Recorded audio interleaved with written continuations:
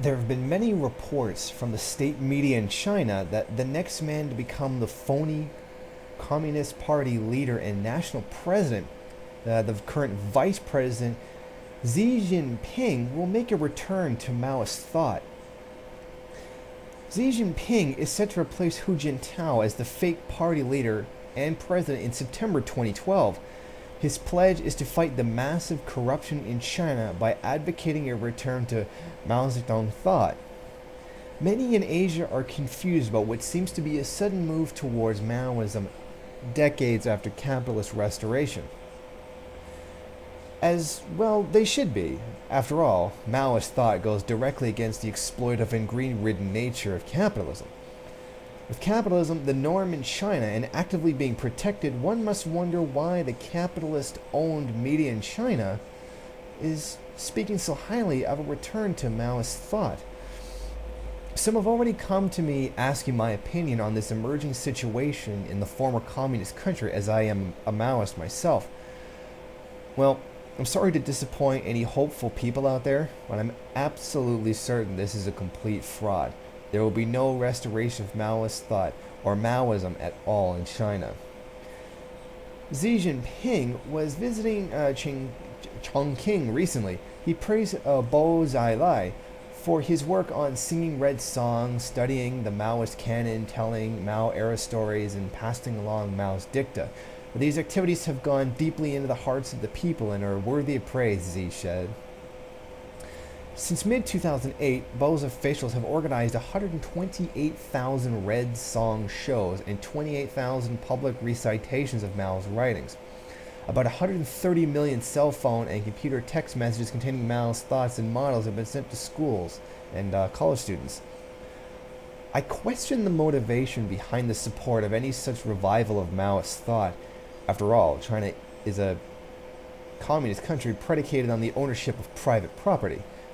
The entire Maoist revolution was predicated on challenging this supposed right. I doubt the bourgeois Chinese government would be threatening their illegitimate power and the illegitimate power of the Chinese billionaires.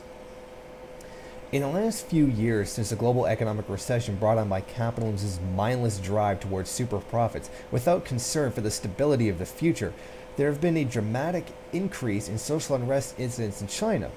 A few months ago alone, there have been hundreds of production facilities going on strike and demanding better wages and living conditions. Places like Foxconn, where most of the world's circuit boards are made, have installed nets around housing units people are forced to live in if they want to work, because of how many suicides have taken place.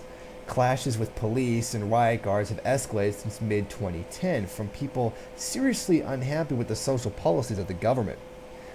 In a few provinces, entire steel production facilities have gone on strike to oppose privatization because the workers have seen what happens to other workers when it happens.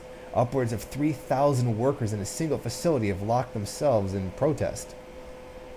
The social unrest in China is at a near fever pitch. The state media reported its social unrest index is a 4.7, whereas a 5 is considered to be total social unrest and rebellion. This fear of the Chinese public against the ruling and economic elites of the country is highly justified. The social stratification in China is absolutely astounding. Where once equality reigned, 10% of urban families own 45% of the total urban wealth, a concentration of economic power greater than that of most US cities. Housing has also been a huge sore spot for class divisions. Millions who live in cities are unable to afford housing at all. Many live in one-room shacks made out of wood or corrugated steel. They often have no bathroom and one communal sink if it even works. These living conditions are placed within blocks of upscale shopping malls and luxury car dealerships. Maoist thought and philosophy is the policy of class struggle. Maoism is the struggle of the lower classes against the business elite of the urban areas and landlords of the countryside. I do not for a second believe that the government elites in China are actually going to be challenging their own power. There's a very sinister motive behind all this so-called revival of Maoist principles. The plain old foundation of fascism, that being nationalism. This so-called revival, in my opinion, is nothing more than an attempt to whip up nationalism around the most important historical figure of the country. The people in China are at a near breaking point with their leaders, and this new man, Xi Jinping, who's coming into power, will be invoking the power of Mao's memory to unite the exploited classes to the exploiter classes. This is no different than what is done in the United States or Canada or the UK. As capitalism pounds the working class into greater and greater poverty, they increase their reminder to us that we live in the best country in the world. This is America. It is the best country in the world. No matter what you complain about, no matter how legitimate your grievance may be, you could always be living somewhere else where it is much worse. So shut up about it. We've all heard this mentality before. It's the rallying cry of the ruling class telling us to stop challenging their illegitimate authority over us. This is their rallying cry to get us to go to war. This is their rallying cry to get us to sit down, shut up, and accept the lies and exploitation that is shoved down our throats. It is nothing more than a control mechanism. This new invocation of Mao Tse-tung is no different. The impending promotion of Xi Jinping seems to me like an Obama election type move. There is one thing Xi is pushing. It is combating corruption and promising to change things. This is the same populist rhetoric used by Obama during the election. All the promises appealing to what the people really want, but once elected will refuse to do. The "yes we can" mantra will begin in China the closer Xi Jinping comes to taking power from Hu Jintao. I can tell you with even more certainty now than during the US elections, nothing is going to change.